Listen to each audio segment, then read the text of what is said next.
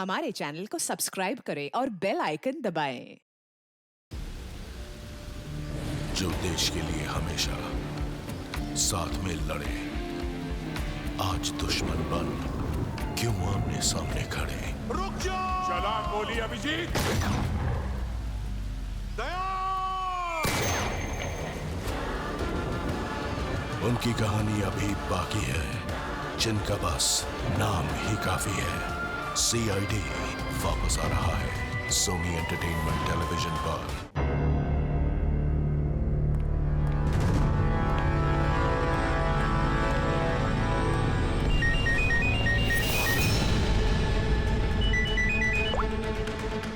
Yes sir.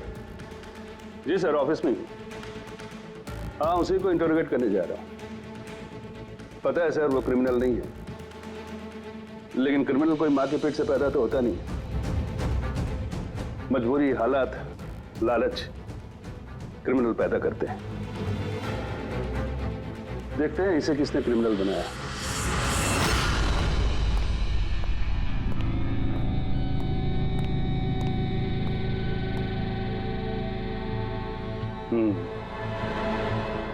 अब ये case CID नहीं, क्राइम ब्रांच को सौंप दिया गया है।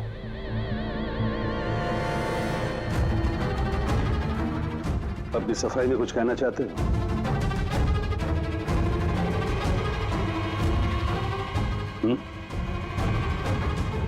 मैं deputy commissioner of police Rajeev, बहुत सुना है तुम्हारे बारे में, लेकिन कभी सोचा नहीं था इस हालत में मुलाकात होगी। मैंने भी बहुत सुना आपके बारे में सर। सुना है काफी सख्त ऑफिसर हैं आप। फिर तो तुम समझ गए होगे, थोड़ी सी भी ढील मैं तुम्हें दूंगा नहीं। कानून सबके लिए बराबर होता है सर। अगर मैंने गुनाह किया है तो सजा का उतना ही हकदार हूं जितना कि कोई आम मुजरिम। विक्रांत को क्यों मारा तुमने? उसे मारने की कोई वजह नहीं थी मेरे पास।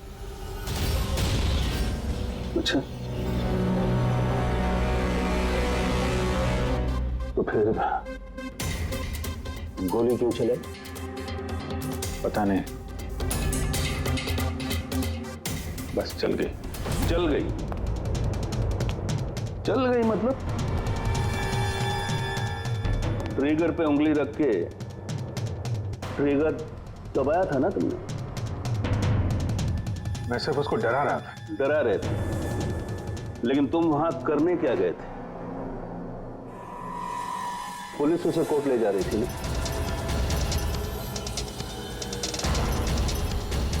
मेरे वहां होने की वजह जानने के लिए आपको सर मेरा और विक्रांत का इतिहास जानना होगा। बरसों से 36 का आंकड़ा चल रहा है हमारा। कई बार वो मेरे हाथ आते आते रह गया, लेकिन इस बार मैंने उसे पकड़ लिया।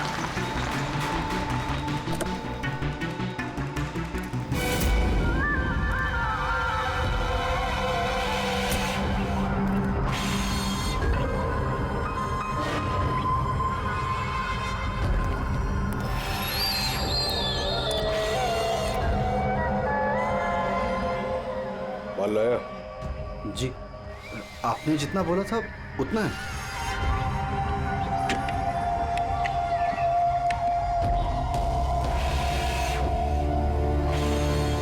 गुड। अगला कंसाइनमेंट अगले महीने की 5 तारीख को। जी, पैसे? गाड़ी में।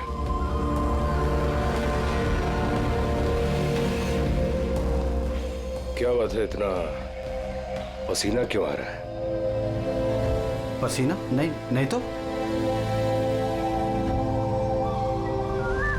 जिस स्कूल में तुझे एडमिशन नहीं मिला था ना, उस स्कूल का हेडमास्टर था मैं। क्या छुपा रहा है? नहीं, कुछ भी नहीं। ओह, तो ये बात है, किसने भेजा? सीआईडी को बुलाया तूने? विक्रांत को धोखा देना बहुत महंगा पड़ेगा तुझे।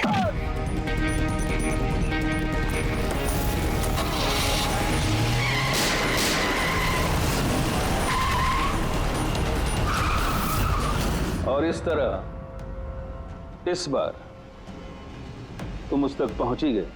हाँ,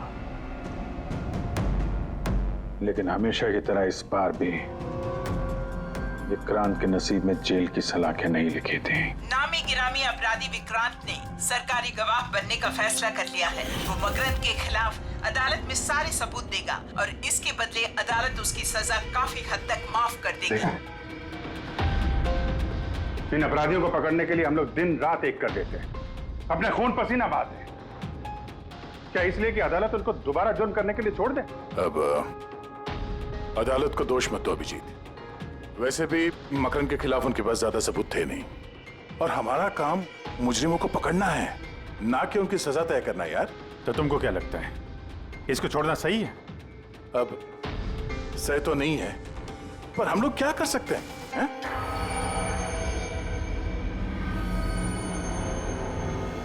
कर सकते हैं दया, बहुत कुछ कर सकते हैं। बहुत बड़े बड़े मुजरिम देखे हैं मैंने सर, पर ये विक्रांत कुछ अलग ही था। हर बार कुछ ना कुछ करके बच ही जाता।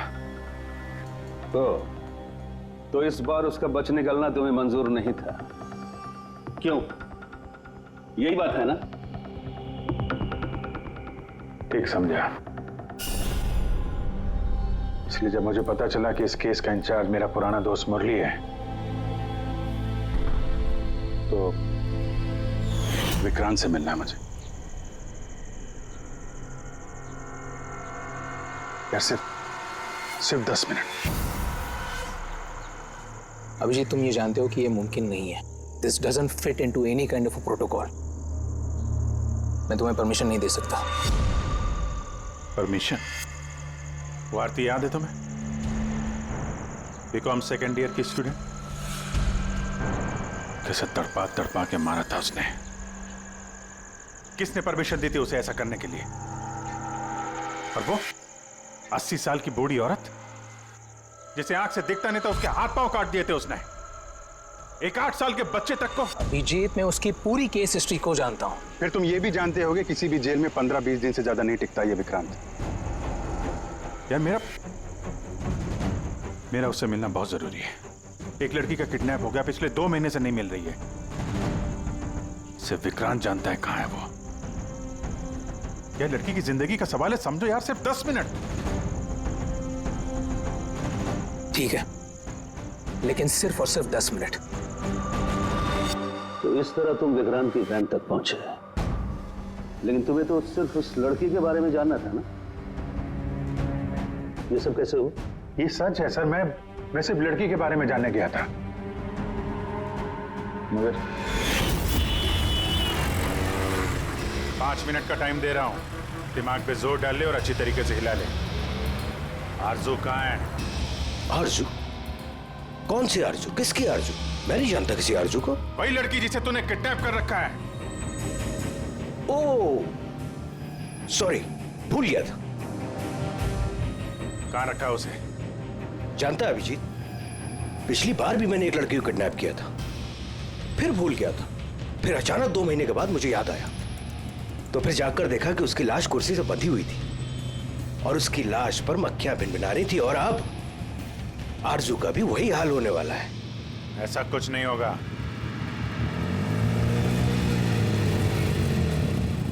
कहाँ है आरजू? हाँ, याद आया,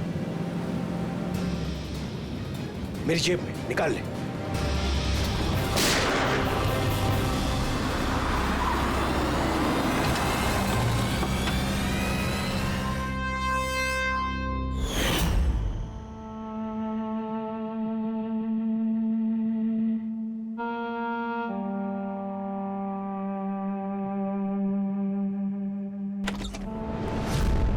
My God. Oh God.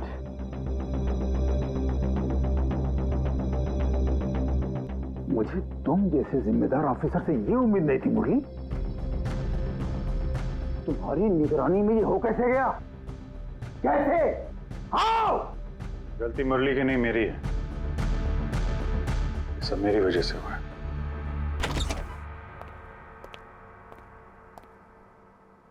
वाह वाह, क्यों एसीपी साहब, बड़ा गर्व हो रहा होगा आपको। तो इतिहास में पहली बार किसी सीआईडी ऑफिसर के हाथों खून हुआ है, और वो भी एक सरकारी गवाह का।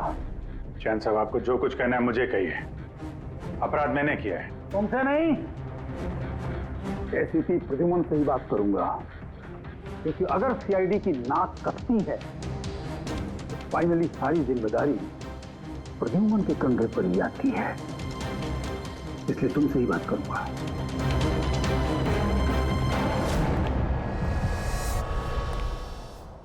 कैसे हुआ ये सब?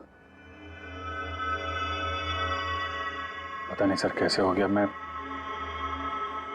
तो सिर्फ उसे गन दिखा के डरा रहा था सर। गोली चलाने का कोई इरादा नहीं था सर मेरा। अच्छा। तो तुम सिर्फ गन दिखा रहे थे, हाँ? और गन अपने आप चल गई। तुम सीआईडी ऑफिसर हो या कोई नौसिखिए? I mean amateur shooter. मैं पहला सवाल, तुम वहां गए क्यों थे? जब कानून अपना काम कर रहा था तो तुमसे किसने कहा था बीच में टांग अड़ाने के लिए? जैन जी प्लीज, आप जरा शांति से बात कीजिए। अभिजीत एक सीआईडी ऑफिसर है, कोई राह चलता आदमी नहीं। देखो, अभिजीत मेरे लिए सिर्फ और सिर्फ एक मुजरिम है, मकरंद की तरह। हाँ, वैसे कितने रुपए लिए तुमने मकरंद से विक्रांत को मारने के लिए?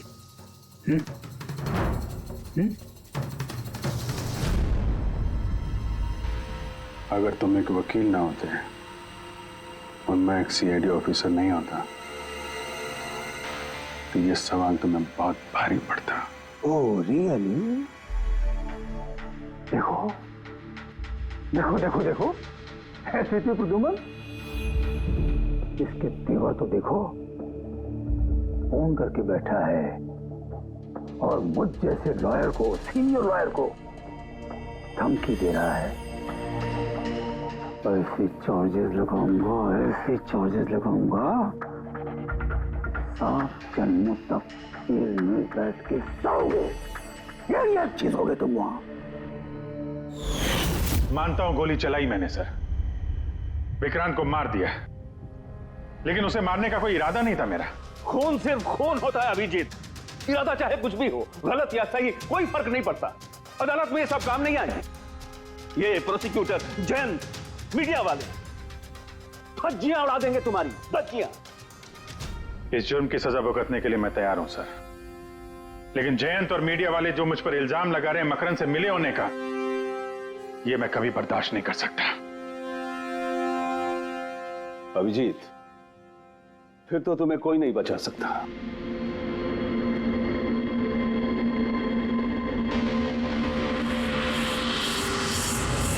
सारे सबूत और गवाह अभिजीत के खिलाफ है। यानी कोई उम्मीद नहीं है सर? कैसे उम्मीद है? अभिजीत ने खुद कन्फेस किया है कि गोली उसी ने चलाई।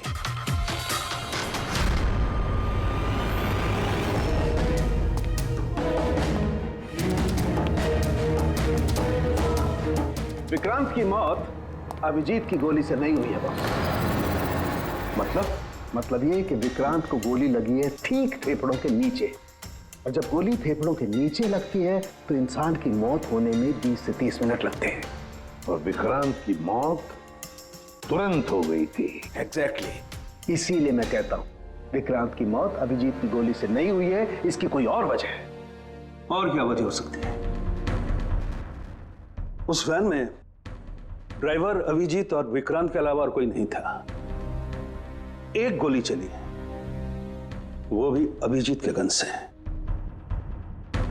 उस वक्त वैन के अंदर कोई और नहीं था, और वैन के बाहर तो कोई और हो सकता है।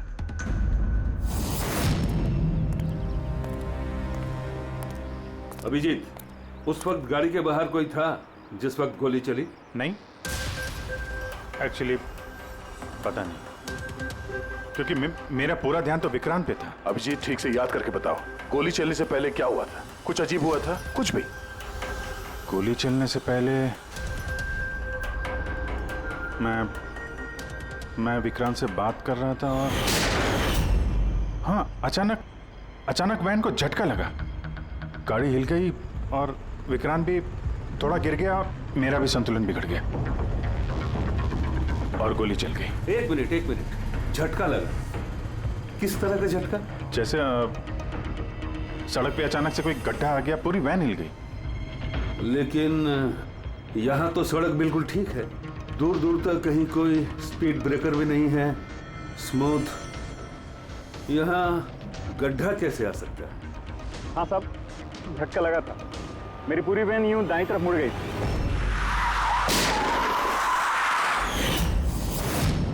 स्टीयरिंग खुद ब खुद घूम गया? हाँ साहब। ये कैसे हो सकता है? साहब, ये तो मुझे भी पता नहीं चला कैसे हो गया। इससे पहले कि मैं वैन को संभाल पाता, पीछे से गोली चलने की आवाज आ गई।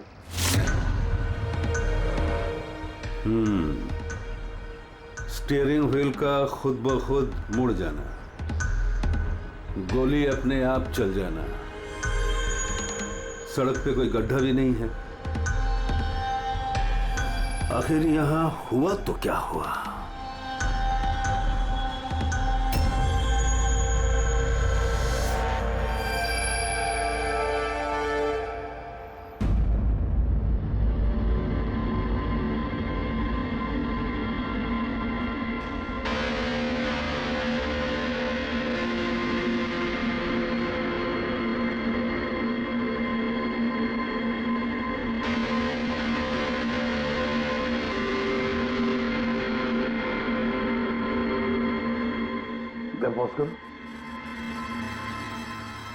ये देखो, जब ये हादसा हुआ तो ये काली एसयूवी, ये काली गाड़ी उस वैन के बगल में से पास हुई।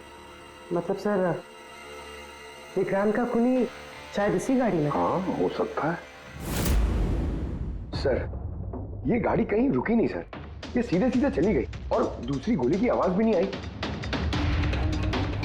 और एक बात नोटिस की तुम लोगों ने, 11:17 पर वो काली गाड़ी पास हुई वैन के बगल से, और एग्जैक्टली 11:17 पर विक्रांत की घड़ी भी बंद हो गई।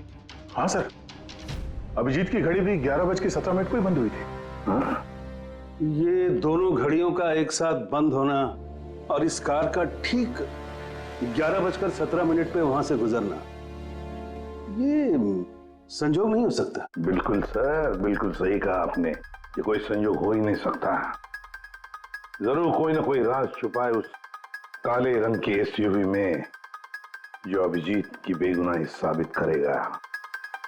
तो यहाँ इस फुटेज में इस गाड़ी का नंबर तो दिख नहीं रहा है।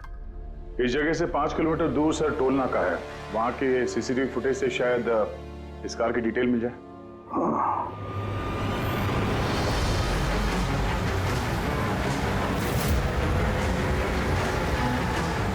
अगर वो गाड़ी टोल नाका से गुजरी ही नहीं तो यहीं कहीं आसपास होनी चाहिए, इसी इलाके में। सर, वो देखिए, काले रंग की कार।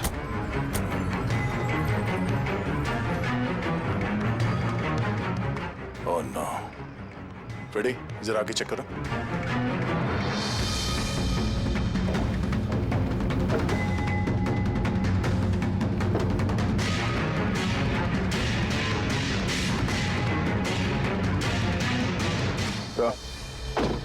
ये वही काली एसयूवी है, जला दी गई है।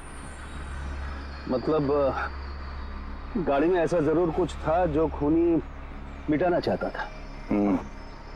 सर, ना तो नंबर प्लेट दिख रही है और ना ही चेसी नंबर, सारे सबूत मिटा दिए मुजरिम ने।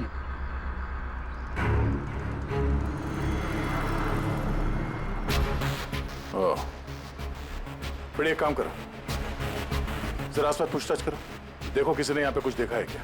अरे सुनो, ये जली हुई गाड़ी के बारे में कुछ बता सकते हो क्या? जी नहीं। हाँ? ये देखिए, सीट के नीचे ये डिवाइस पड़ा था। Electric device. हाँ सर, उनके क्या डिवाइस है, कुछ पता चला? हाँ बॉस, पता तो चल गया है, लेकिन इसे अच्छी तरह से समझाने के लिए मुझे एक डेमो देना पड़ेगा आप लोगों को। मान लीजिए कि ये विक्रांत है और हम इसे मारना चाहते हैं, लेकिन हम इसके करीब नहीं जा सकते, तो फिर इसे कैसे मारा जाए? कैसे? डॉक्टर सारुंखे, हमें पता होता तो आपके पास क्यों आते? प्लीज आगे बताइए। हाँ, बताता हूं।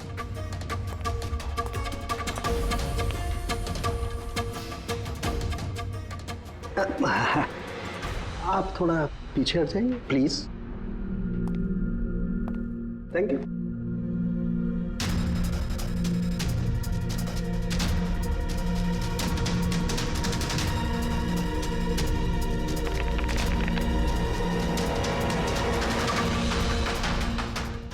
देखा आपने बॉस, बिना नजदीक जाए इसे ऐसे मारा जा सकता है। ये आपने किया कैसे सर? क्योंकि जैसे ही हमें इस डिवाइस के बारे में पता चला, हमने विक्रांत के पुराने मेडिकल रिपोर्ट्स मंगवाए जेल में से। ये स्कैन 2 महीने पुराना है और ये वाला स्कैन ये हमने कल रात को लिया, उसके मरने के बाद।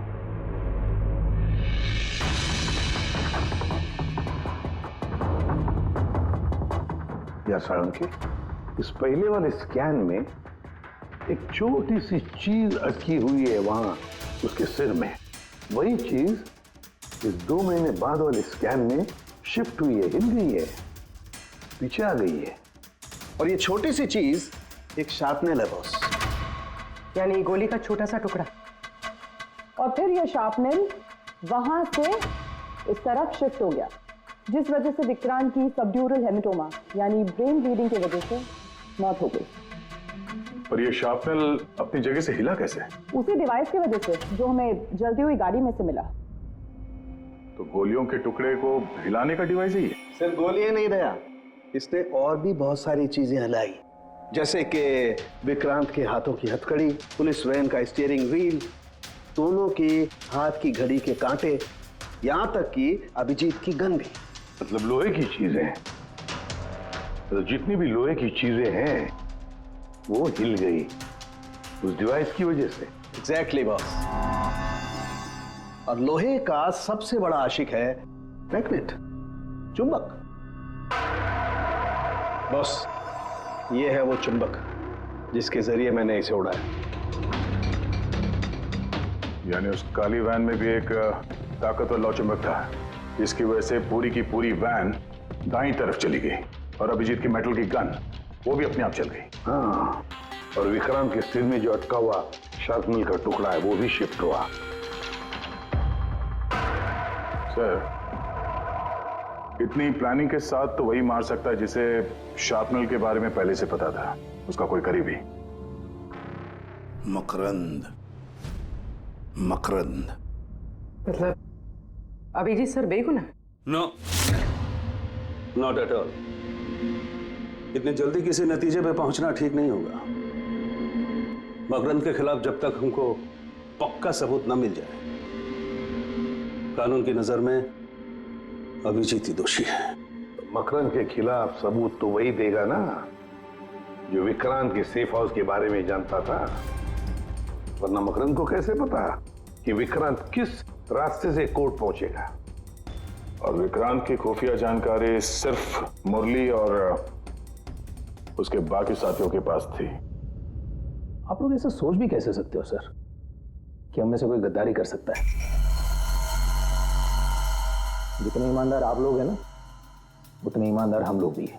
विक्रांत को कहां और कौन से सेफ हाउस में रखा गया था ये सिर्फ आप लोग जानते थे और कोई नहीं। ये सच है ना? हाँ सर, नहीं पता थी। यहाँ तक हमारे घर वालों को पता नहीं थी, तो फिर हम बाहर वालों पे क्यों इल्जाम लगाएंगे? शायद पैसों के लिए किसी ने मकरंद को यह जानकारी दी हो। प्लीज साहब, हम भी पुलिस वाले हैं, जान की बाजी हम भी लगाते हैं, आप इस तरह।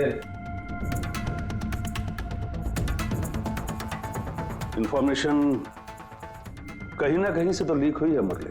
हाँ सर, एक्चुअली मैं भी वही सोच रहा हूँ, क्योंकि सेफ हाउस में 24 घंटे सीसीटीवी कैमरे लगे हुए थे, तो अगर भी कोई बाहर वाला अंदर नहीं आ सकता। क्या कहा आपने? चाहकर भी कोई बाहर वाला अंदर नहीं आ सकता। हाँ सर। झूठ! बाहर वाला कोई भी अंदर नहीं आया था। हाँ? क्यों? I am sorry sir, actually Jain ji कभी कभी आते थे। कभी कभी जैन जी आते थे। Yes sir. और कभी कभी जैन जी किस लिए आते थे? क्योंकि जैन जी मकरंद को हर हालत में जेल तक पहुंचाना चाहते थे। अच्छा, कहीं ये जयंती वो गद्दार तो नहीं है? वैसे भी कुछ ही दिनों में रिटायरमेंट होने वाला था, आखिरी केस था उनका। सोचा होगा संन्यास लेने से पहले थोड़े बहुत पैसे बना लो। सर, हाँ सर, वाकई जयंत ने काफी पैसे बनाए। अभी 10 दिन पहले इसने पुणे में 10 करोड़ का फार्म हाउस खरीदा है। क्या? हाँ सर, ये रहे उस पार्टी के फोटोग्राफ।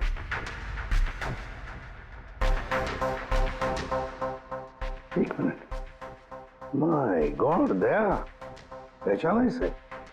हाँ सर, ये तो जोगी है, मकरंद का खास चेला। जोगी मकरंद का खास चेला, और वो भी जयंत की पार्टी में।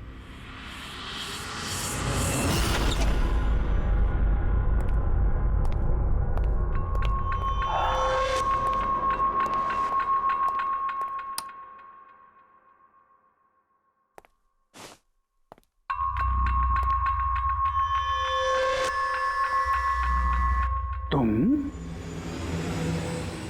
यहाँ कैसे? और मेरे घर में घुसे कैसे? हाँ? मुजरिमों को उनके बिल से निकालने के लिए बिल के अंदर तो घुसना ही पड़ता है जैन साहब। मुजरिम? मुजरिम मैं हूं या तुम? मैं?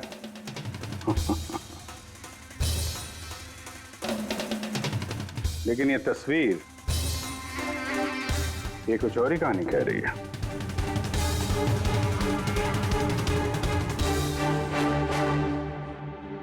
नो, आई डोंट नो, मैं नहीं जानता इसको।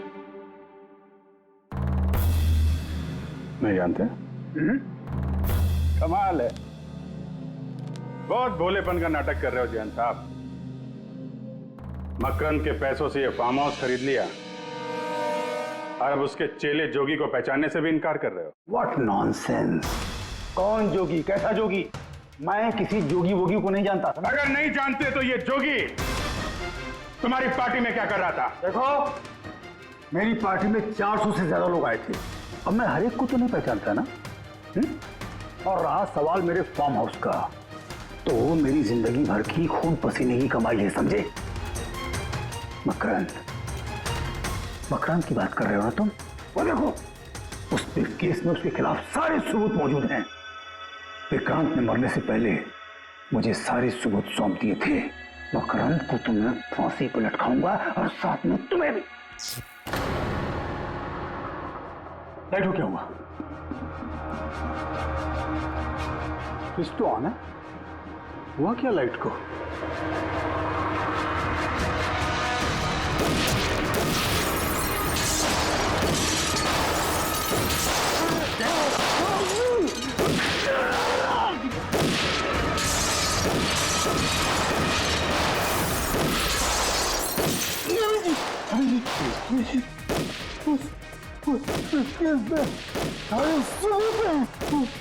मकान के हाथ नहीं आना चाहिए।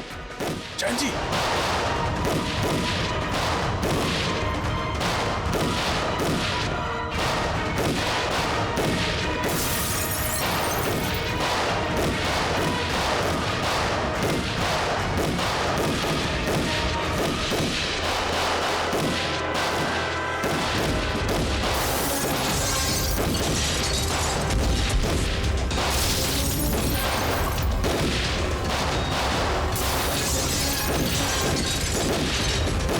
कमाल कर दी तुमने अभिजीत, वाकई कमाल कर दी। अरे पूरी मीडिया तुम्हारे जान के पीछे पड़ी है, अब तो उनको लॉटरी लग गई। अब कह रहे जयंत का खूनी अभिजीत है। सर उनके कहने से क्या होता है, आपको पता है मैं निर्दोष हूं सर। लेकिन तुम्हें वहां जाने की जरूरत क्या थी जैन के घर में? वहां के सीसीटीवी कैमरे में साफ दिख रहा है कि जैन के मौत के वक्त तुम वहां थे। और सिर्फ इतना ही नहीं, अब तो पूरी सीआईडी टीम पर इल्जाम लगा रहे हैं कि हम तुम्हें बचाने की कोशिश कर रहे हैं। इल्जाम तो लगेगा ही ना प्रद्युमन। जयंत मकरंद के खिलाफ नया सबूत पेश करने वाला था अदालत में, और ठीक एक दिन पहले उसकी मौत हो गई। हाँ, लेकिन वो सबूत मुजरिमों के हाथ नहीं लगा सर। मैं लेके आया। जैन से मरने से पहले मुझे ये सारे सबूत सौंप दिए। ये सबूत, ये फोटोग्राफ्स, ये पेपर्स, ये सबूत काफी नहीं है मकरंद को अदालत में सजा दिलवाने के लिए। काफी नहीं है ये सबूत। तो वो पेन ड्राइव से कुछ पता चल सकता है ना। अभिजीत, ये पेन ड्राइव पासवर्ड मांग रही है। जयंत ने मरने से पहले पासवर्ड वगैरह बताया था? नहीं सर, इसके पहले वो कुछ बोल पाते उन्होंने दम तोड़ दिया था। अरे यार,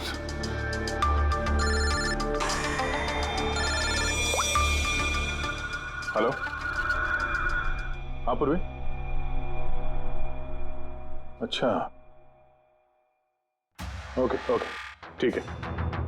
चल, पता चल गया जोगी को जैन जी की पार्टी में कौन लेके गया था। कौन लेके गया था? खुद जैन जी की पीए सोनल।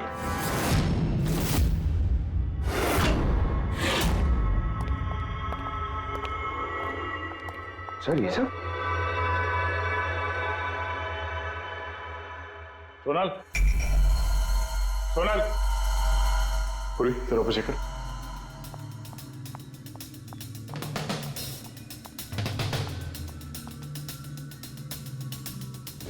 Sonal,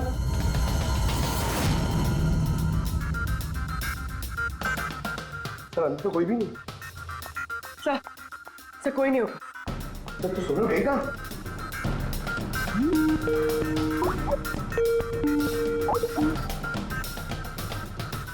video call?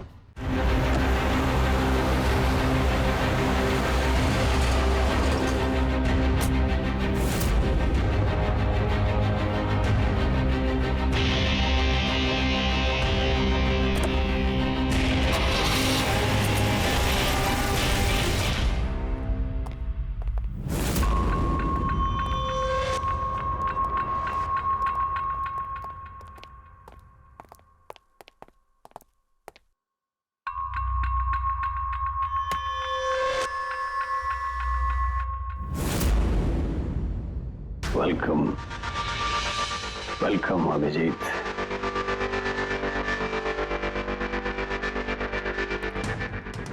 मकरंद के आशियाने में तुम्हारा स्वागत है।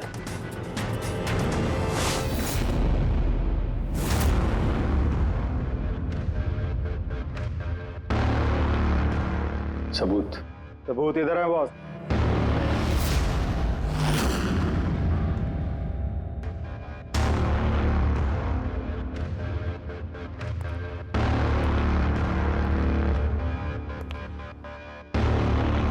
मकरंद, सबूत तुम्हें मिल चुका है, अब सोनल को जाने दो। यस। वैसे भी वो कहते हैं ना कि मरने वाले की अंतिम इच्छा अधूरी नहीं रहनी चाहिए। सोनल को बुलाओ।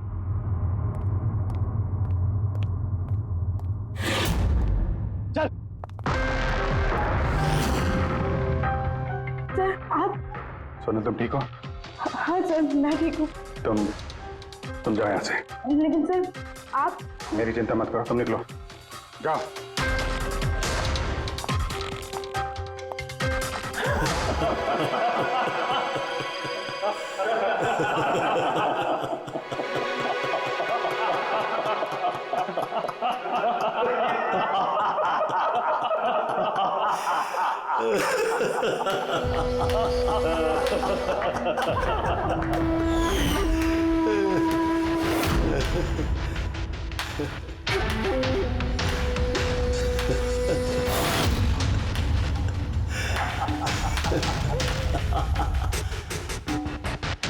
सोनल, तुम भी?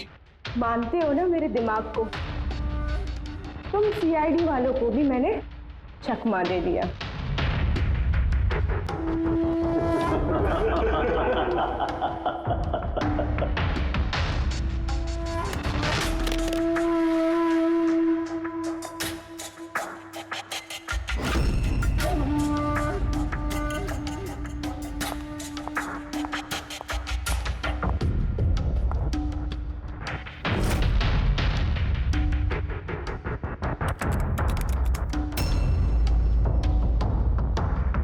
मुझे पता था जयंत यही पासवर्ड रखेगा। Makram will die. Now, stop conversation. Start the operation.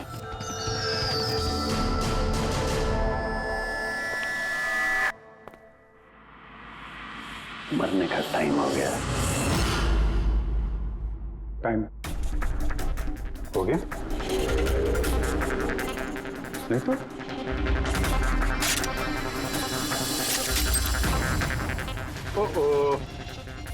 Magnet, तुम लोगों को क्या लगा चुंबक को हथियार बनाना सिर्फ तुम लोगों को आता है?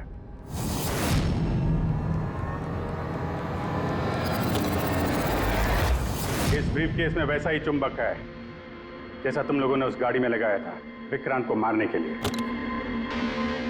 मकरंद, खेल खत्म तुम्हारा।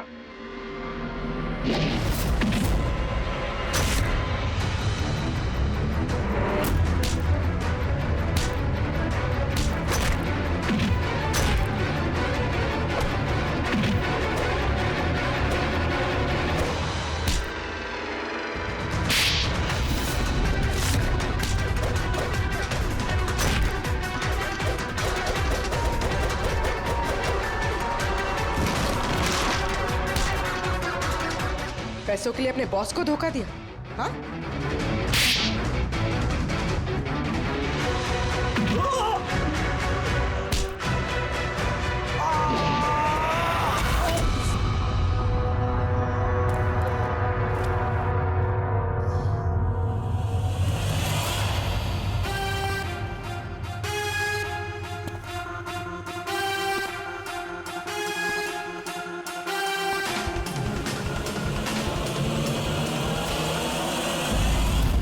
Morning sir. Congratulations Abhijeet, finally तुम पर लगे सारे इल्जाम आज धुल ही गए और एक बार फिर उसी गर्व के साथ तुम सीआईडी की ड्यूटी ज्वाइन कर सकते हो। Thank you sir. सर, हमने आरजू को बचा लिया सर। मकरन के साथियों को पता था कि विक्रांत ने उन्हें कहाँ कैद करके रखा था, बस जयंत जी का सपना पूरा नहीं हो पाया मकरन को जेल भेजने का। चलो जो भी है, all well that ends well.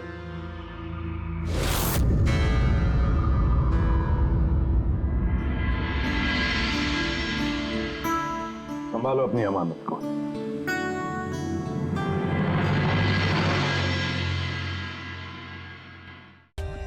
For more updates, subscribe to our channel, click the show links and enjoy watching the videos.